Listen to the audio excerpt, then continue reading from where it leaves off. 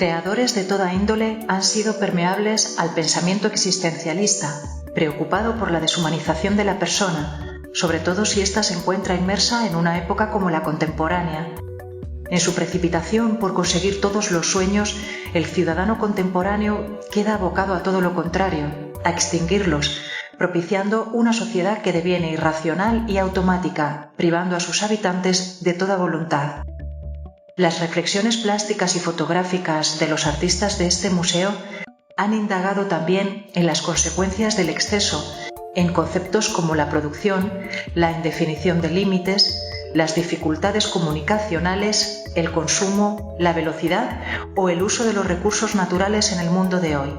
Si bien no todos son sombras, la metrópoli que a principios del siglo XX se va desplegando como un sistema propio de la modernidad va a ir generando una sociedad en muchos aspectos positiva y su evolución y crecimiento serán continuos.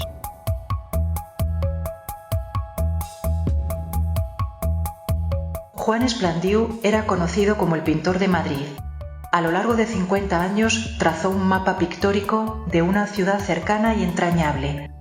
Como pintor cronista que fue, no podía pasar por alto los lugares más modestos y los rincones más comunes de esta ciudad.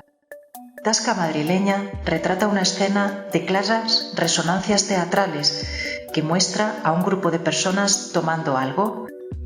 El esparcimiento y la sociabilización forman parte de lo cotidiano del ciudadano moderno y contemporáneo.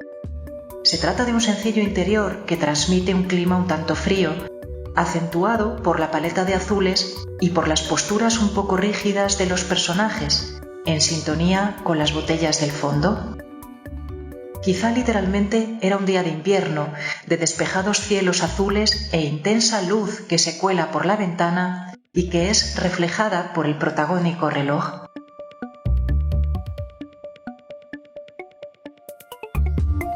Julio López Hernández nos ofrece un trabajo sobre bronce que pertenece a una serie de ambientes urbanos en los que se capta el entorno exterior en el que se desenvuelve la vida del hombre en la ciudad. Los personajes, anónimos y absortos en sus preocupaciones, en un lugar tan cotidiano como el metro, nos llevan a una reflexión sobre la soledad del habitante urbano. Las edades muy destacadas de los mismos tienen una función simbólica relacionada con las edades del hombre. Con la aplicación de una sombría pátina a base de manchas, el artista ha conseguido una riqueza de textura pensada para reflejar el desgaste natural producido por el tiempo y la huella de las personas. Como último apunte, Julio López está vindicando aquí la primera línea de metro que se inauguró en Madrid a principios del siglo XX, bajo el reinado de Alfonso XII. Ángel Horcajo es uno de los artistas que mejor ha reflejado la angustia del hombre en la ciudad contemporánea.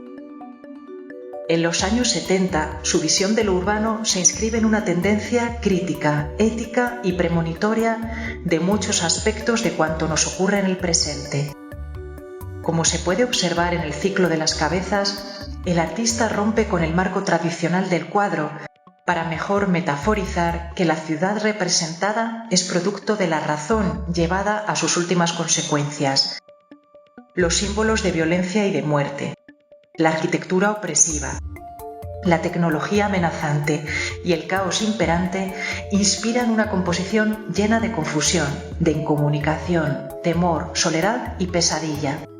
Una amenaza urbana, ecológica y política palpita en esta cabeza, cuya enorme tensión psíquica nos recuerda una de las estampas más populares de Goya: el sueño de la razón produce monstruos.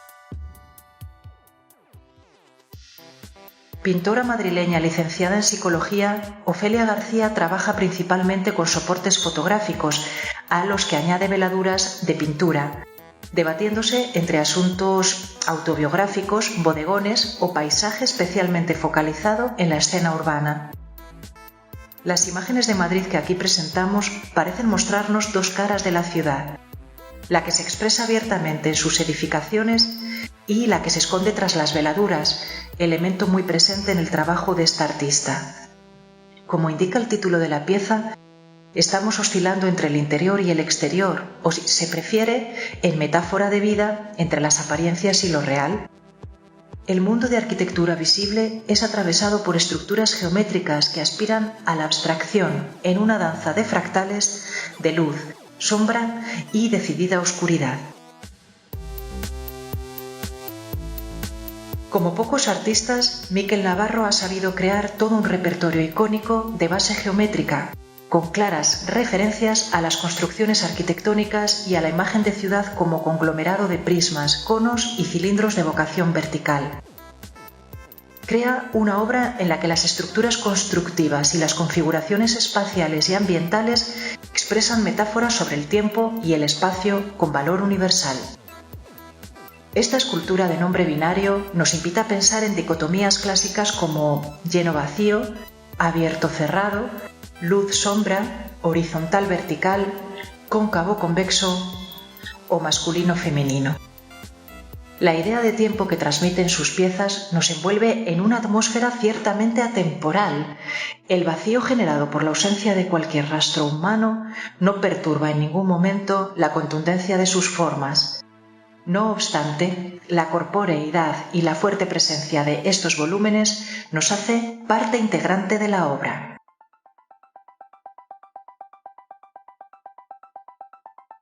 Acorde con los postulados estéticos seguidos por esa amplia corriente denominada crónica de la realidad que aglutinaba a artistas comprometidos con la realidad social y política del momento, este artista pinta a los manifestantes en 1977, un año después de la tan conocida El Abrazo. En ambos cuadros, la denuncia funciona a través de todo un arquetipo, la multitud. Además de articularse como concepto, se trata también de un elemento referente para problematizar la pintura y hablar del ritmo visual. Recursos provenientes de la fotografía, la eliminación de elementos anecdóticos o el monocromatismo le son propios a esta tabla. La sucesión temporal de acciones, que no es homogénea ni lineal, nos relata la historia de un grupo compacto de personas con las manos en la nuca, que son empujados por los grises contra una pared. Y en primer plano, de la masa salen una víctima, un informado camuflado, un violento.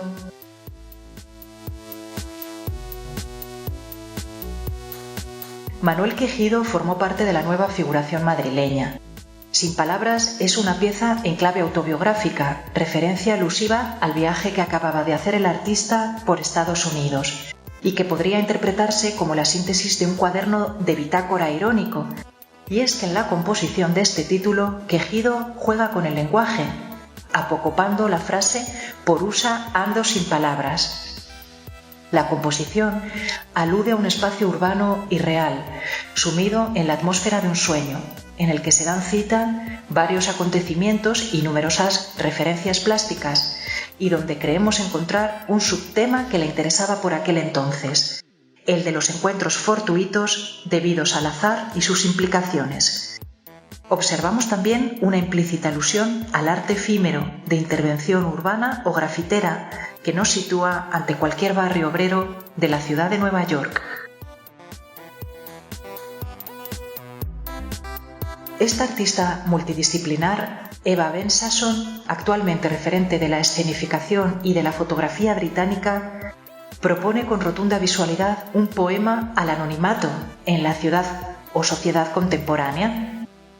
La pérdida de la individualidad se manifiesta en un espacio público de la ciudad de Londres, por el que deambulan las personas como espectros. Cualquier identidad única y auténtica ha quedado diluida en una masa esquemática de cuerpos tendentes a la inercia y condenados a la desaparición de cualquier pálpito interior.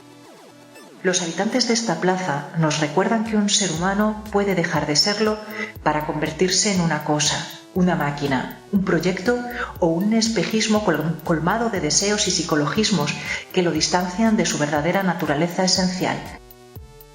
Ni poses, ni montajes, ni artificios lumínicos, simples perfiles recortados y negros son suficientes para centrar la atención del espectador sobre el acontecimiento que está teniendo lugar. La polifacética artista Eulalia Baldosera se mueve como pez en el agua, tanto en acciones e instalaciones como en fotografías y vídeos. Las 24 fotografías que conforman Flying, cuaderno de proceso, corresponden al estudio preparatorio para la instalación Flying Grecia, presentada en el stand de Babelia del País en Arco 2004. Consistente en la aparición y desaparición de un grupo de imágenes que se proyectaban en las 4 paredes que rodeaban al espectador. En dichas proyecciones se podían reconocer envases de productos de limpieza, en cuyos nombres podemos identificar a dioses de la mitología griega. Sirvan como ejemplo Apolo, Helena, Hera, Hermes, Hades, Deméter o Ajax. En este mundo de mercado atravesado por constantes mensajes publicitarios donde las marcas aparecen y desaparecen constantemente a nuestros ojos de forma más o menos subliminal, puede aún sorprendernos algo, como es el caso de estos envases que nos recuerdan nuestros orígenes fundacionales y nos devuelven así un trocito de identidad.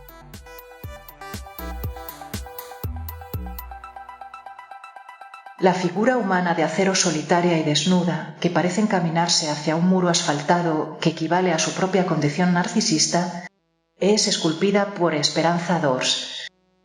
No parece tener edad y su naturaleza resulta profundamente andrógina. La propia Esperanza lo explica así. Tal vez por ese deseo de reconstrucción original, lejos de toda supremacía sexual o enfrentamiento. Esta artista, que ha trabajado con Prometeo, Ícaro o Sísifo, reconoce utilizar toda la potencia arquetípica que le brindan los mitos clásicos. En esta pieza es Narciso quien se nos presenta transhumante, camino de un espejo que le devuelva su herida o amada identidad. La escena se inscribe en una suerte de escenario, y es que lo escénico está muy arraigado en la obra de esta mujer cuya vocación más temprana fue la teatral.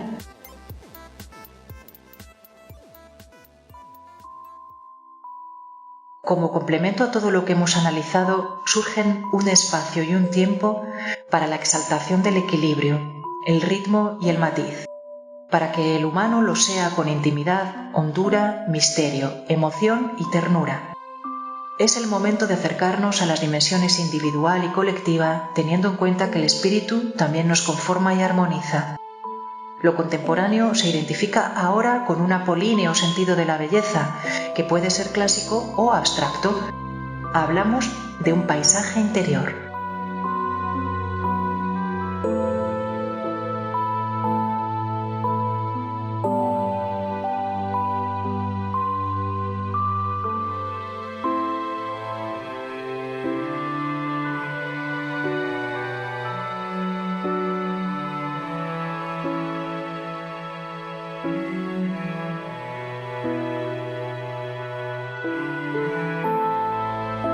Artista en constante transformación, Juana Francés mostró durante toda su trayectoria gran preocupación por el soporte, investigando la materia desde las técnicas murales aplicadas ya en su primera etapa figurativa. Durante su incursión en el informalismo, la experimentación creció introduciendo pigmentos y arenas al óleo tradicional. La evolución siguió con el collage y los ensamblajes, en los que avanza el uso del reciclaje en una suerte de arte povera. Esta imagen pertenece al universo simbólico e interior del artista, con claras alusiones al universo, la vida, la muerte o la sexualidad. La instancia introspectiva tan propia del Paso, grupo al que Francés perteneció, parece blindarse a la influencia de los elementos externos más controvertidos de la sociedad y la política. A su vez y paradójicamente, funciona como crítica y cuestionamiento de los mismos.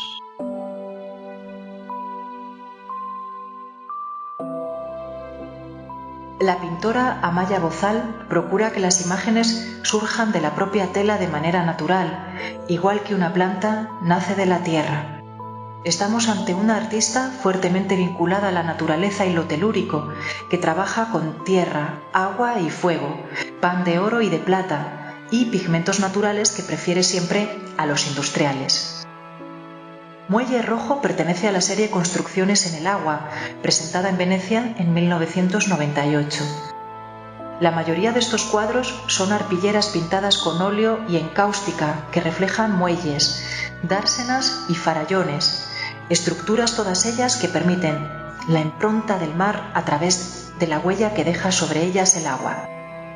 Todo un símbolo de la voluntad de permanencia que nuestra frágil naturaleza humana nos impulsa a sentir. La fuerza del color rojo podría estar simbolizando un canto a la vida, que aunque efímera, merece ser vivida con pasión.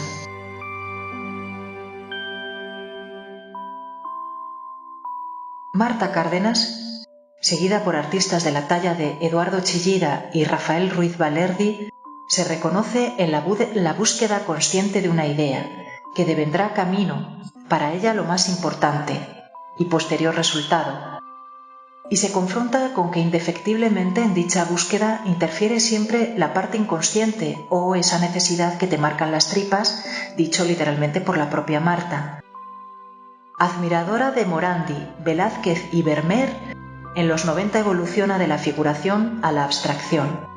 Lo vemos en este cuadro de pincelada informalista y gestual, en el que su paleta se intensifica en investigaciones sobre la capacidad vibratoria del color. Paisajes como este son pintados con vocación impresionista, al aire libre, en campo abierto, cerca del Escorial. El proceso fuera del estudio exigía a Cárdenas reflejar los cambios que el sol, las nubes, el viento o la lluvia producían con sus oscilaciones.